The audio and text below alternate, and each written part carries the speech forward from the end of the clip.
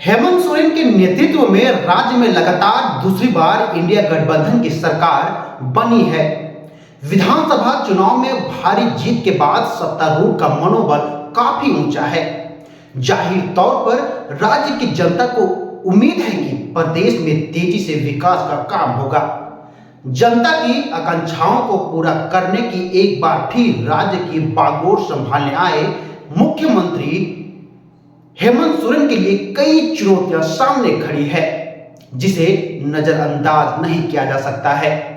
हेमंत सरकार के लिए वित्तीय प्रबंधन के साथ साथ जनता के लिए किए गए वादे पूरा करना बड़ी चुनौती होगी।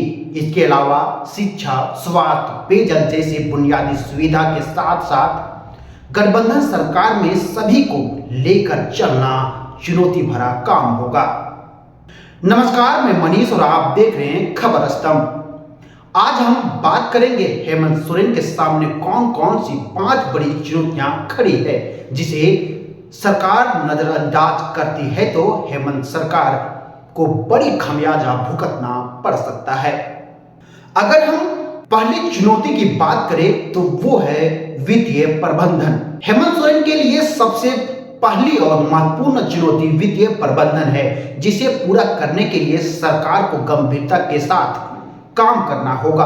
पिछले दिनों संचालित योजनाओं के कारण राज्य सरकार के खजाने पर हजारों करोड़ रुपए की वित्तीय भार को पाटने के लिए राजस्व संग्रह करना बड़ा काम है।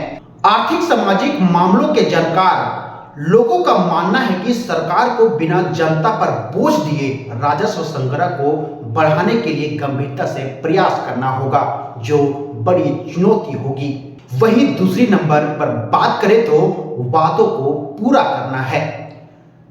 चुनाव के दौरान या उससे पहले जनता के किए गए वादे घोषणाओं को पूरा करना बड़ी चुनौती होगी। इस सरकार को पहले दिन से ही इसके लिए प्रयास करने होंगे। मैया सम्मान योजना हो या 450 रुपये में सिलेंडर या सार्वजनिक पेंशन के तहत 2500 रुपया देने की घोषणा, सरकार के लिए इसे नियमित बनाए रखना चुनौतीपूर्ण होगा। जानकारों का कहना है कि आमतौर पर चुनावी घोषणा को कार्यकाल समाप्त होने के समय सरकार के द्वारा शुरू किया जाता है, जो कहीं न कहीं परेशानी का सबब बन जाता है। जिस सरकार को पहले दिन से ही अपनी घोषणाओं को पूरा करने की पहल करनी होगी, तभी जनता का विश्वास इस सरकार पर रहेगा।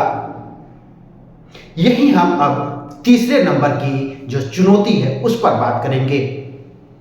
पेशा सहित कई पॉलिसियों को जमीन पर उतारना है।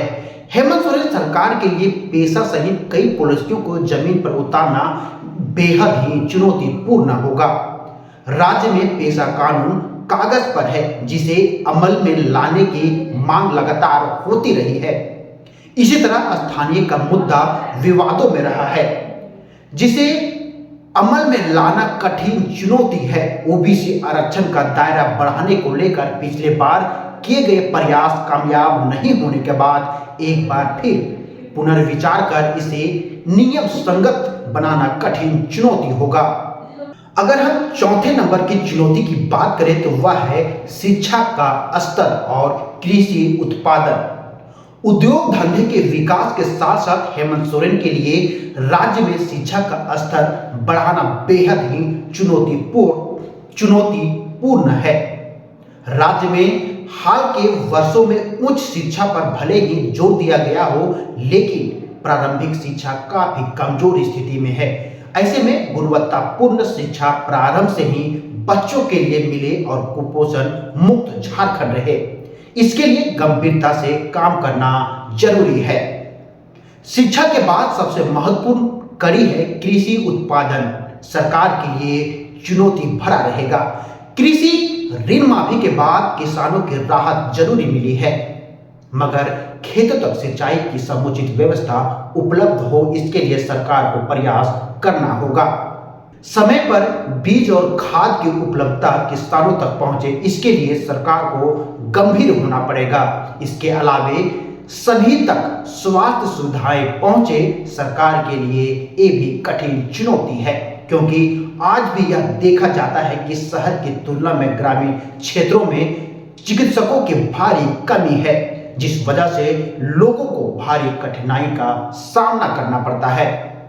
हम अब 5वें नंबर की बात करेंगे, जो अंतिम चुनौती है, गठबंधन में समन्वय बनाना।